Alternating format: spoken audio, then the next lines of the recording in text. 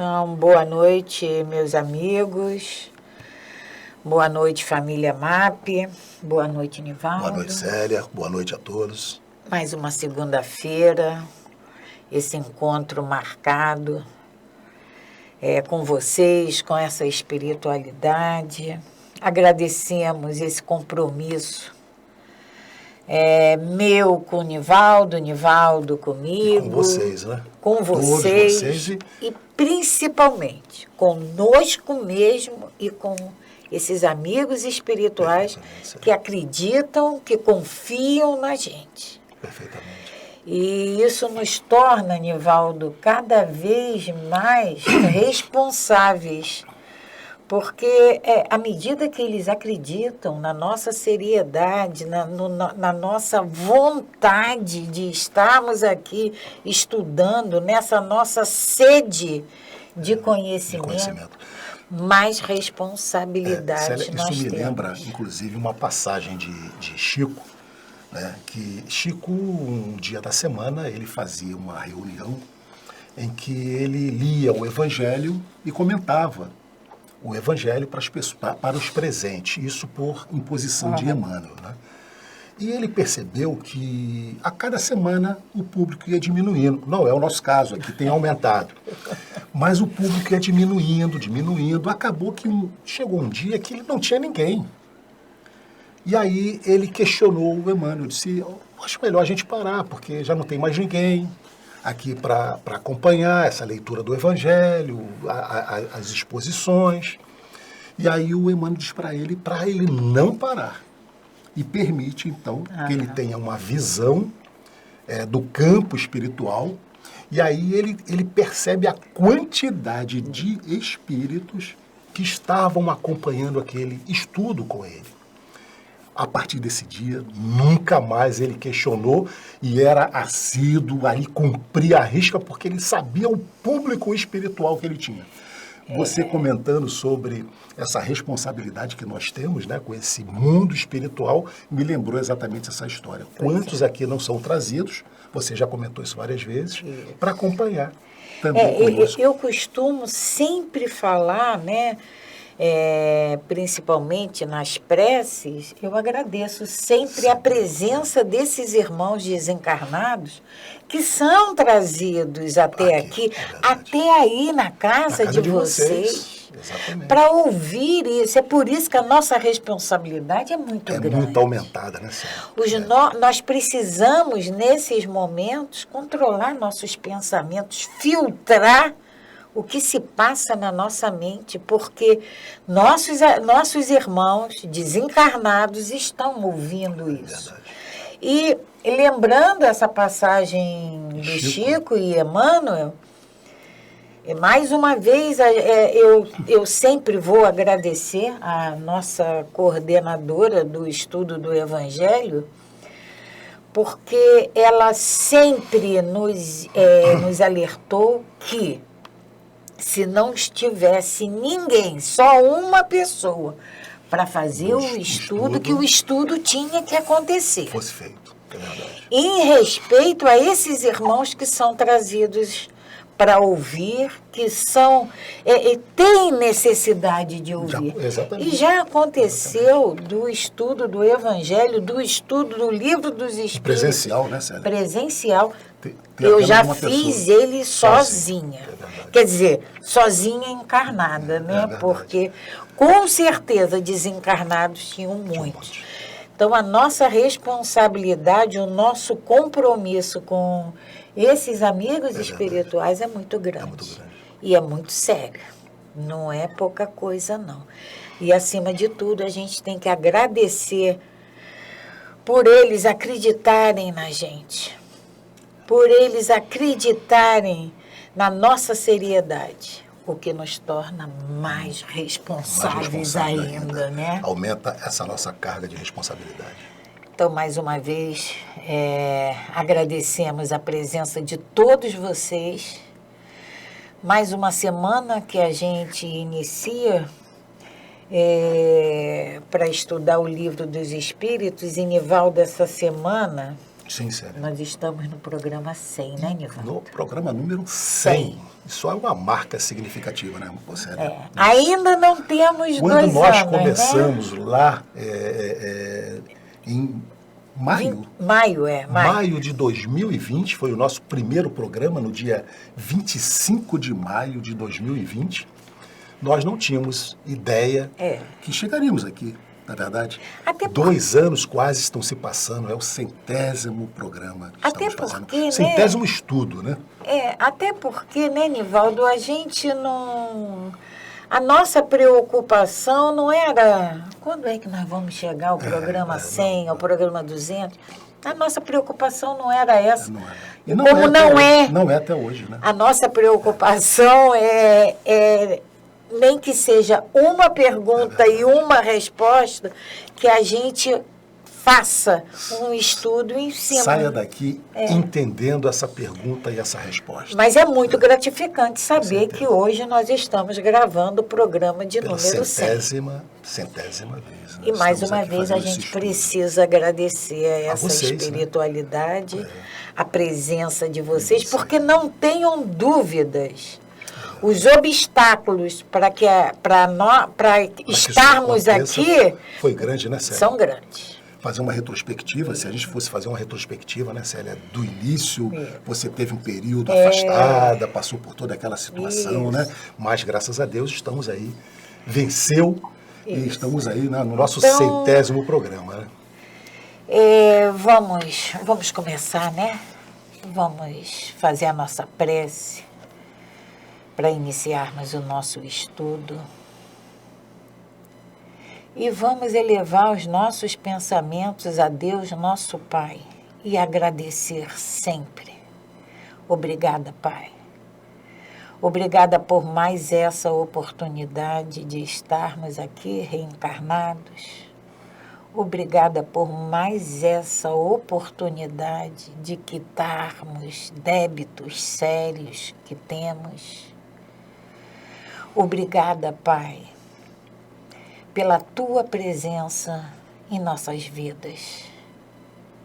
Precisamos agradecer sempre.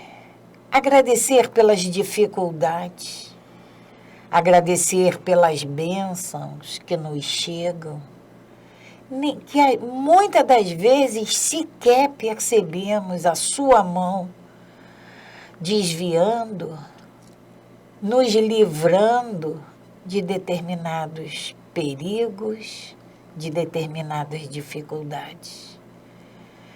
Pai, precisamos te agradecer todos os dias, em todos os momentos da nossa vida.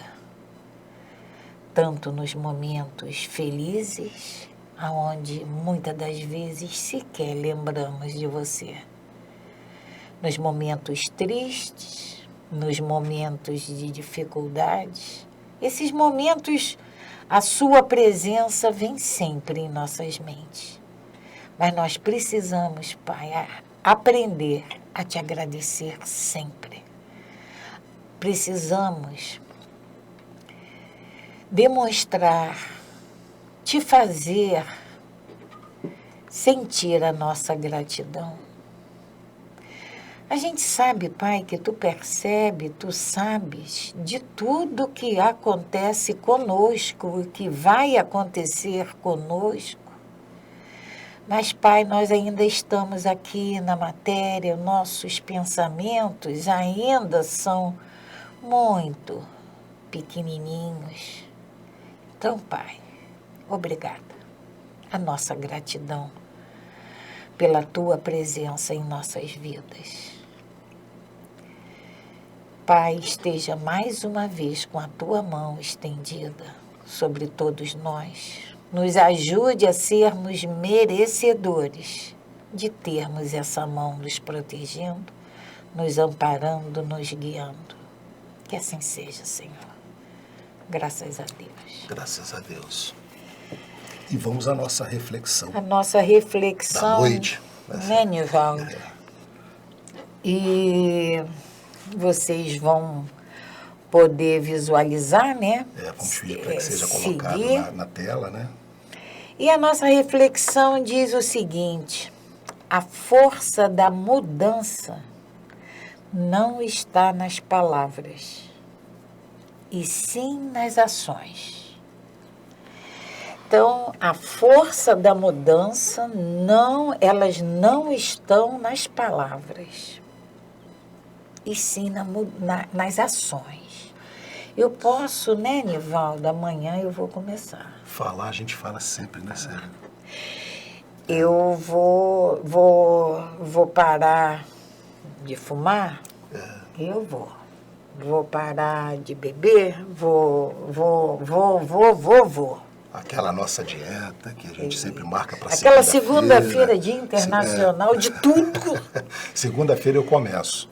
Então, as palavras, elas exprimem muita coisa. Mas as nossas ações, os nossos atos, as nossas atitudes, são elas que vão realmente demonstrar a mudança que estamos fazendo em nós. E vamos lembrar sempre, a mudança cada um de nós faz em si, não é no outro. A gente, como nós gostamos, né, queremos, né, Célia, sempre mudarmos os nossos maridos, esposas, mudar os nossos filhos, os nossos amigos do trabalho. Mas a Célia falou que o mais importante da mudança essa mudança tem que ser direcionada para nós. E quando eu vi essa reflexãozinha, eu falei assim, eu vou levar para o estudo do Evangelho, porque é importante para a gente quer mudar, não adianta, a nossa mudança não vai acontecer por palavras, serão os nossos atos, porque a gente copia, é o exemplo do outro que vai fazer com que eu pare para pensar. E aí, Nivaldo, como nós estávamos falando antes do programa, eu queria saber, né, quem é que tinha falado determinada coisa. E foi Francisco de Assis que falou para os seus irmãos franciscanos: ide e pregai. Se necessário, use a palavra. É exatamente isso que está aqui. Essa reflexão, né, Célia? Porque quando a gente ouve, Nivaldo, ide e pregai. A pregai vamos colocar o Evangelho segundo o Espiritismo no nosso irmão. Mas não é isso. É o que Francisco fala. Né? É o exemplo. Ide e pregai. Se necessário, use a palavra. Isso também, né, Célia, lembra uma outra historinha, né? Daquela senhorinha que frequentava um centro espírita. E toda a reunião pública ela estava sentadinha lá atrás, ouvindo o dirigente, o palestrante, que fazia grandes dissertações sobre uma passagem evangélica. E ela sempre caladinha lá no fundo. E o tempo passou, aconteceu que ela desencarnou e o dirigente, o palestrante também. E para surpresa do palestrante, ele encontra aquela senhorinha numa posição espiritual muito, mas muito superior à dele. E ele então se questiona, como é que pode? Eu que falava, eu que lia, eu que estava lá no tablado, no púlpito, falando do Evangelho, estou numa posição inferior à sua, que só ficava quietinha lá no fundo. E o que ela responde? A diferença é que tudo o que você falava, eu fazia. Então, é isso aqui. É isso aí. Não adianta a gente falar, nós temos que convencer com as nossas atitudes. E aí, nós temos exemplo, Francisco de Assis falou isso, nós temos esse caso que também é contado pela espiritualidade, e se eu não me engano foi Madre Teresa que falou que as mãos que realizam, as mãos que trabalham são mais valorosas do que as bocas que oram. Pois é. É verdade. Né? Então fica essa reflexão para a gente. A mudança quem vai confirmar a nossa mudança são as Somos nossas nós mesmos, atitudes. as nossas atitudes, Célia. Então, vamos dar início ao nosso estudo, né? E nós estamos aí, Célia, no capítulo 8 ainda, falando sobre segunda vista. Só rapidamente, nós falamos sobre o desdobramento do sono, do sonho. Nós falamos sobre o sonambulismo. Falamos sobre o êxtase. Isso. E agora estamos falando sobre a segunda vista. E a diferença de cada uma, vocês devem estar exatamente bem, mas o desdobramento pelo sono, pelo sonho, o espírito se desdobra, né? E tem encontros com outros espíritos ou com almas encarnadas. Ao retornar, o corpo pode ou não lembrar. No sonambulismo, esse desprendimento é mais acentuado. É mais profundo. É mais profundo. Né? É mais completo. Esse espírito, ele muitas das vezes não, ele sempre vai usar o corpo físico para falar, fazer. Então são aquelas situações em que você, durante o sono, você realiza alguma coisa, você fala. É o espírito que está aqui ordenando esse corpo físico. E nós vimos, Célia, que são 2 tipos de sonambulismo, né? O natural e quando o próprio espírito, né? está ordenando, controlando o corpo físico, ou o magnético ou o mediúnico, quando há a presença de um terceiro espírito. Nós vimos também Sim. Não. Nós vimos aí, depois disso, o êxtase. No êxtase, esse espírito ele está mais desprendido que no sonambulismo. Então a gente vê que tem uma gradação, né? É uma sequência. Ele está mais desprendido do que no sonambulismo. Então ele tem acesso a mundos superiores, por isso ele entra em êxtase. E isso tem uma finalidade, né, Célia? Para que esse espírito possa perceber a existência desses mundos melhores e ele querer almejar chegar lá. Isso acontece aqui com a gente também, né? A gente está num determinado colégio, a gente vai conhecer a faculdade, aquela faculdade maravilhosa, e a gente ficar empolgado em querer estudar para chegar lá. E aí nós falamos então no êxtase e agora nós estamos na segunda vista. Isso. Essa segunda vista, ela, nas outras 3 primeiras, Célia, o corpo precisava estar em repouso. Agora não. Agora não. Na segunda vista, não há necessidade do corpo estar em repouso, estar dormindo.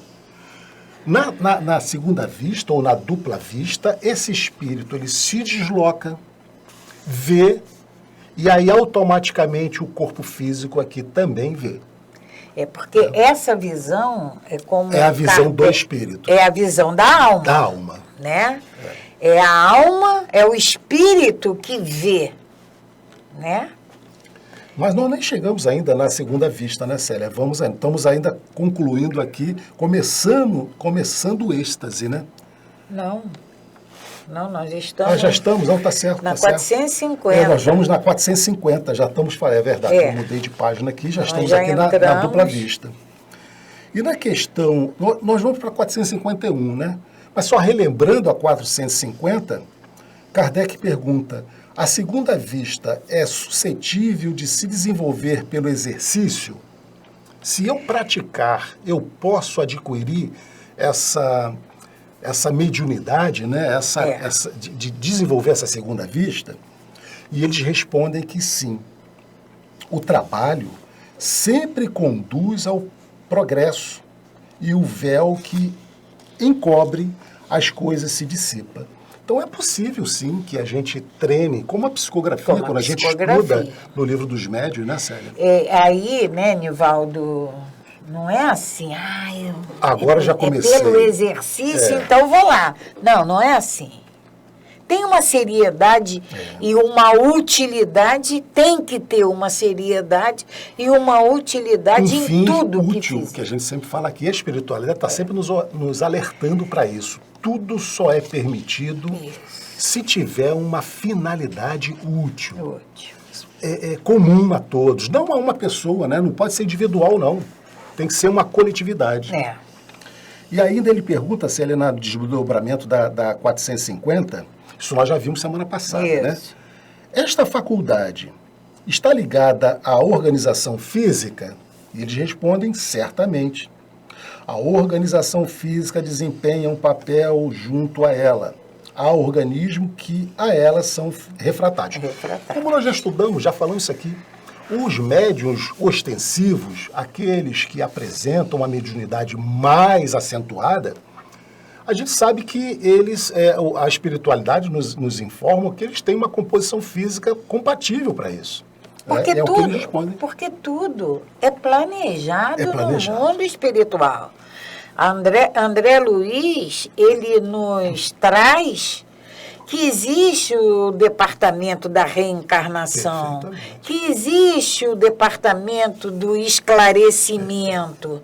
Então, a constituição orgânica e a mediunidade que vão acompanhar esse espírito é compatível com as necessidades dele. Das necessidades do programa reencarnatório. Reencarnatório dele. Né? Do programa reencarnatório. Se ele precisa vir num papel de médium, ele vai ser dotado de características físicas, biofísicas, para desenvolver. E aí, Nivaldo, a gente lembra que Jesus, porque a mediunidade, até mesmo aqui, através do exercício, é um dom que nos é dado. Ninguém pagou para ter. Exatamente. Ninguém pagou. E aí Jesus, quando esteve aqui conosco, ele nos disse, dai de graça o que de graça recebeste. E aí é onde a gente vê muitos médios com uma mediunidade extraordinária falhando. É verdade, certo. Né? Infelizmente. Infelizmente. Né? Ainda cobrando. E quando não, Célia, diretamente um valor financeiro, mas aquela cobrança dissimulada do prestígio, da evidência. Porque quando a gente fala em cobrança, né, a gente pensa só no monetário. E nem sempre mas sabe, aquela posição de destaque que eu quero, isso é uma cobrança. É uma cobrança. Aquele muito obrigado, muito obrigada, isso é uma cobrança. Aquele reconhecimento, fulano é sensacional, isso é cobrança. Então, a gente tem que essa mediunidade que nos foi dada de graça, ninguém pagou por ela. Nós não podemos cobrar. Ela tem que ser retribuída, ela tem que ser repassada também gratuitamente. E vamos para a questão 451, não é isso? Kardec pergunta, por que a segunda vista parece hereditária em algumas famílias? A gente viu lá atrás que o nosso pai e a nossa mãe, eles contribuem com a matéria. Com a matéria, perfeitamente. Né? Com a formação desse corpo físico. Agora, o espírito, ele vem do nosso pai. Aí Kardec pergunta, por que a segunda vista parece hereditária em algumas famílias? E aí, Célia, só parando aí, a gente tem aquelas famílias, né, de cantores. De cantores. Né? O pai cantava, a mãe, aí os filhos todos têm voz boa, né? Músicos. Ou famílias de músicos, famílias de artistas. Aqui também. Será que isso vem, de certa forma, dessa constituição física, né? Aí vamos lembrar que nós nos atraímos por afinidade. Perfeitamente. Né? A nossa atração é por afinidade. E aí vamos ver qual vai ser a resposta dos espíritos. Então, repetindo a pergunta de Kardec. Por que a segunda vista parece hereditária em algumas famílias? A espiritualidade nos responde. Por semelhança da organização que se transmite com as outras faculdades físicas. Depois, a faculdade se desenvolve por uma espécie de educação, que também se transmite de um para o outro. para o outro. Então, naquela família em que aquela criança nasceu, que o pai tem esse dom da dupla vista, da segunda vista, é provável que o filho venha a desenvolver. Não é regra. Não é regra, mas é possível. Célia, Como na questão 450, né, Nivaldo, pergunta, a dupla vista é suscetível de desenvolvimento pelo exercício? Sim. Eles dizem que sim. Sabe, aquela criança, Célia, que nasce num lar em que o pai é músico, é cantor, ele vai ter à sua disposição todo aquele arsenal de instrumentos, né? Então, a possibilidade que ele também desenvolva é grande. É grande. Isso sem contar, Célia, com o que você alertou. No mundo espiritual, essa união por afinidade. Por afinidade. Então, aquele espírito que tem um dom já para ser desenvolvido, ele vai buscar aquela família em que ele terá uma facilidade maior. Né? Então, isso também pode acontecer. Pode. É como o Nivaldo falou, não é regra. Não é regra. Mas pode acontecer. 452. É verdade que certas circunstâncias desenvolvem a segunda vista? Alguma situação que aconteça? E eles respondem: a enfermidade, a aproximação de um perigo, uma grande emoção podem desenvolvê-la. O corpo fica algumas vezes num estado particular que permite ao espírito ver o que não podeis ver com os olhos do corpo. Então, Célia, aqui seria aqueles casos extremos, né, em que você acaba tendo, porque ele fala aqui na enfermidade, na aproximação de um grande perigo ou de um perigo, em que o espírito, né, ele de certa forma, ele vai se afastar um pouco do corpo físico e vai possibilitar o desenvolvimento, a aparição dessa segunda vista. Até porque, Nivaldo, conforme você ia lendo, existe uma lei, a lei de conservação. Perfeitamente. Então,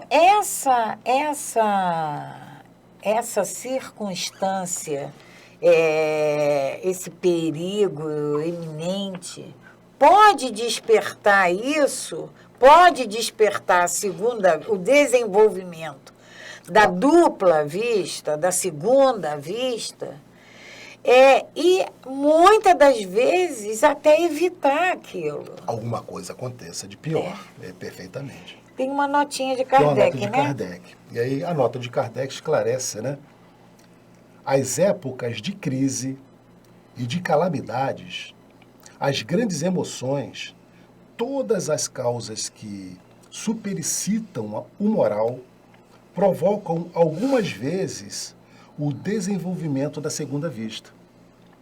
Parece que a providência, na presença do perigo, nos dá o meio de evitá-lo. Todas as seitas e todos os partidos perseguidos disto oferecem numerosos exemplos. Quando essa nota de essa Kardec... percepção do perigo, né? Aí a gente vê a Kardec nos dizendo, parece que a providência, quando um perigo nos ameaça, nos dá o meio de conjurá-lo. Célia, a gente tem aquela percepção, aquela visão, muitas das vezes, do que nós teríamos que fazer para escapar daquela situação. É e verdade. todos nós, de alguma forma, já passamos por situações de perigo em que veio aquela clarividência de qual é a atitude que a gente tinha que tomar naquele momento para escapar daquele perigo. Correr, subir, pular, fazer alguma coisa. Isso de certa forma, é uma clarividência, né? Uma forma de você ter essa percepção, essa segunda vista. Vamos a 453. As pessoas dotadas de dupla vista sempre têm consciência de que a possuem. Então, quem possui a segunda vista tem consciência daquele fenômeno que acontece consigo. É a segunda vista? A espiritualidade nos responde, nem sempre. Consideram isso coisa perfeitamente natural. E muitos creem que, se cada um observasse o que se passa consigo, todos verificariam que são como eles mesmos. Exatamente. Então, essa percepção essa possibilidade de ver, né? do que vai acontecer e que nos leva a tomar determinadas atitudes, isso pode ser, isso é a segunda vista? Pode ser. E Célia, a gente toma isso como tão natural que a gente não percebe. Não percebe. Como ele está dizendo aqui para nós. A gente nem percebe que muitas das vezes nós já tivemos essa possibilidade de ter essa segunda vista, essa percepção, mas a gente achou tão natural que a gente acaba não se dando conta, não percebendo que a gente teve essa segunda vista.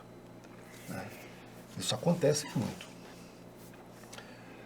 454. Poder-se-ia atribuir a uma espécie de segunda vista a perspicácia de algumas pessoas que, sem nada possuir de extraordinário, julgam as coisas com mais precisão do que outras? Tem essa percepção mais apurada. Como Kardec, ele pergunta... Tem uma percepção maior, né?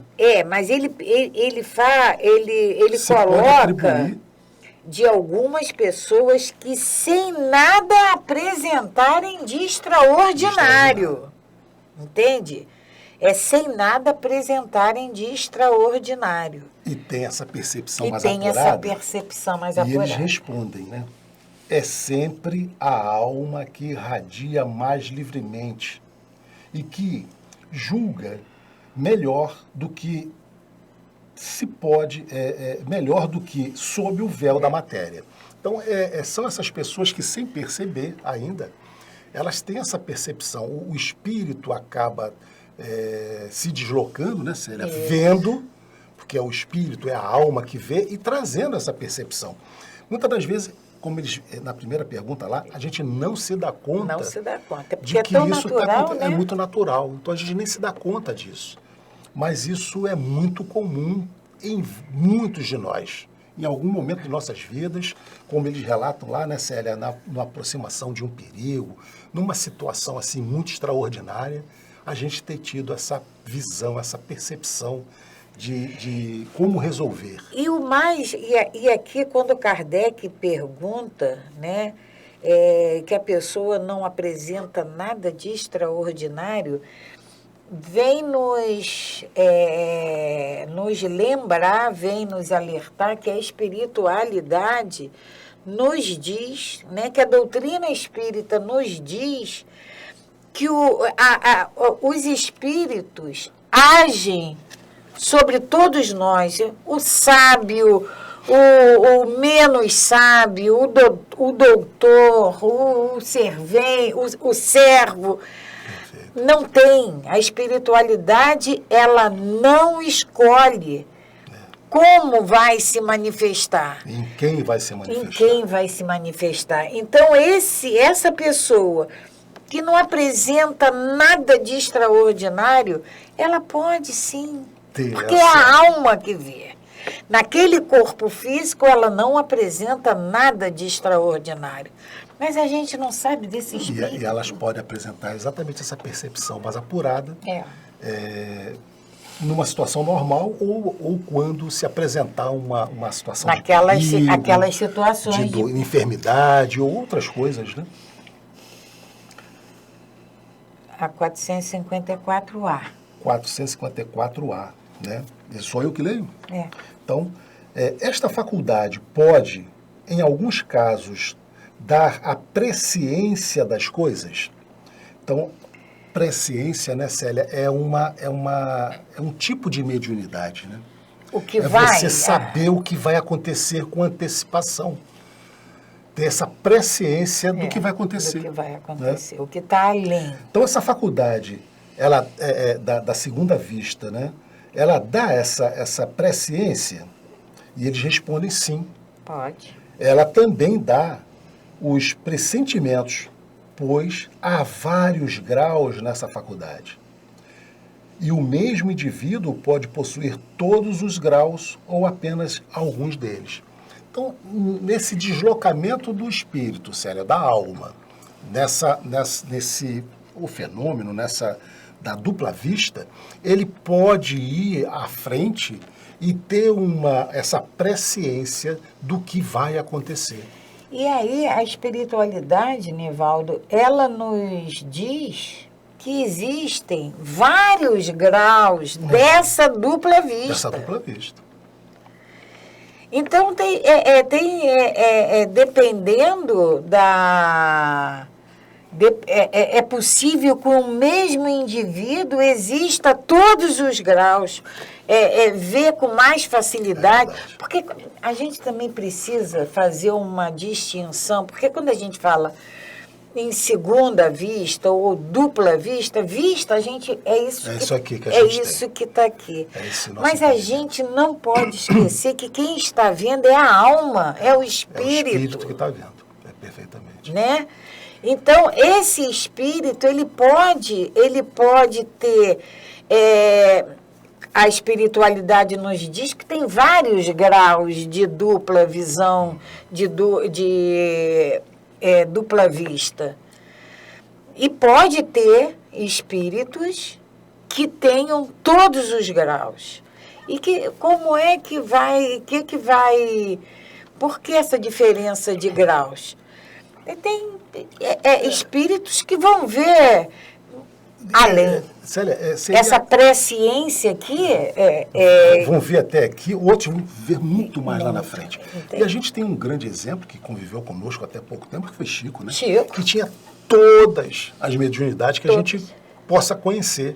Chico psicografava, psicofonava, Chico tinha essa presciência. Psicografava com as duas mãos. Psicografava com as duas mãos e conversava com uma terceira pessoa. Então... É a psicografia totalmente mecânica, né, que a gente estuda. E nessa presciência, Célia, há uma passagem, né, que contam de Chico que uma determinada pessoa estava saindo da casa dele, ia fazer uma viagem, voltando para casa, era uma viagem de mais ou menos algumas horas. Chico então diz para ele, olha, quando você chegar em tal lugar, no entroncamento da cidade, vai aparecer uma pessoa e vai pedir para você parar. Não pare. Não pare porque não é coisa boa. Isso é uma presciência. E aí, essa pessoa diz que saiu viajando e batendo papo com a outra pessoa que estava com ele no carro. Esqueceram. Já estavam viajando há mais de 2 horas. E, de repente, naquele entroncamento, aparece uma pessoa, uma mulher, né, pedindo ajuda, desesperada. E imediatamente veio na cabeça dele o que Chico tinha dito. Não pare, porque não é coisa boa. Ele desvia o carro, acelera e vai embora. Então, você veja que presciência que Chico tinha, né? O Chico é o que mais próximo temos, né, da gente. Mas a gente vê lá no Evangelho, a gente vê na Bíblia, tá lá nos evangelistas, a presciência de Jesus. Sim, com certeza. Quando ele pede para que vá na casa tal, pegar o burrinho tal, que está amarrado em tal lugar, e que traga para ele, e que o dono do burrinho já sabia. para cumprir o que estava dito no Velho Testamento. Né? Quer dizer, em se tratando de Jesus, a gente fala assim, mas é Jesus. Não é só... A gente tem esse exemplo aqui pertinho de nós, né, que conviveu conosco até bem pouco tempo. A gente não tinha noção da grandiosidade desse Espírito que estava aí com a gente. Uma das coisas que eu me lamento profundamente é de não ter visto pessoalmente Chico. Por isso que eu vou ver Divaldo sempre. E temos ainda o irmão Divaldo aí conosco até hoje, né? Então, Célia, fazendo o fechamento, estamos quase chegando no nosso horário. A gente vai começar, a partir do nosso próximo encontro, né? Um resumo teórico do sonambulismo, do êxtase e da segunda vista. Kardec vai fazer um fechamento, porque esse assunto é muito importante, né, Célia? Então, ele vai fazer esse fechamento sobre esses assuntos. E a gente vai começar a partir do nosso próximo encontro. Mas para a gente falarmos aqui sobre ainda essa mediunidade, né, Célia? Sobre essa faculdade que a gente apresenta, o que muitos de nós temos, né, do sonambulismo, do êxtase, da segunda vista, da importância da gente poder estar entendendo bem esse fenômeno para quando a gente tivermos a possibilidade de termos essa visão mais desprendida no momento de necessidade, ou que a gente presencie algum companheiro nosso, a gente possa identificar e auxiliar. E auxiliá-lo. E do mesmo modo, Nivaldo, esses indivíduos que têm todos os graus dessa dupla visão, dessa dupla vista, que a gente não entenda, que a gente não veja como algo assim extraordinário. Não é. É um dom que é dado para que a gente encaminhe para uma utilidade, se assim a gente pode falar, uma utilidade útil. Utilidade útil. Né? Sendo redundante, né? Porque nada nos é dado para o nosso bel prazer. Não é. Eu li uma entrevista aonde um profissional do futebol, ele diz assim: tudo que nós passamos, tudo que nós temos, ou é bênção ou é lição. É verdade. Pode ser as duas coisas, pode ser bênção e lição juntos. Mas ele nos diz que o que nós passamos, o que nós vivemos, o que nos chega, ou é bênção ou é lição. Aí, Célia, a gente traz aí para o prova ou expiação. Prova ou expiação. Né? A gente vive no mundo de prova ou expiação. Ou a gente está aqui numa prova, ou a gente está numa expiação. Mas o mais importante, Nivaldo, é que bênção, tudo bem, todo mundo quer. Né? Todo mundo quer ser abençoado.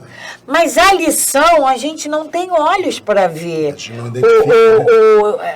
o que temos que tirar dali, daquele momento difícil, daquele momento... Qual é a lição, né? Qual é a lição? Qual o aprendizado? Porque sempre tem. Se não é bênção, não tem uma lição. A gente sempre costuma dizer aqui, né, que em tudo que nós passarmos em nossas vidas, de bom e principalmente de difícil, que a gente sempre tenha esse olhar de nos questionar o que eu preciso aprender com isso que eu estou passando. Sempre. Porque é o que você falou. Sempre terá uma lição a ser aprendida em tudo que a gente vive. Essas coisas que a gente faz, ai, que coisa ruim que aconteceu, mas, sabe, esse momento assim que eu acho que eu não vou sobreviver. Esse momento é para a gente parar. Obrigada, Pai, por me possibilitar essa oportunidade de reflexão. É isso mesmo. Tá? Então, Célia, estamos chegando ao final do nosso encontro. Vamos aqui agradecer mais uma vez a vocês, nesse programa de número 100, a presença de todos vocês e dessa espiritualidade que está sempre aqui nos intuindo, nos inspirando e nos fortalecendo, para que a gente possa sempre estar aqui nessas segundas-feiras, e junto nesse início de semana, né, trazendo para vocês essa bússola, esse norte que é a doutrina espírita. Que Jesus, então, nos abençoe, nos proteja sempre e que nós tenhamos uma semana repleta de muita paz e muitas alegrias em nossas vidas. Graças a Deus, até a próxima. Até. Paz e bem, paz e luz. Paz.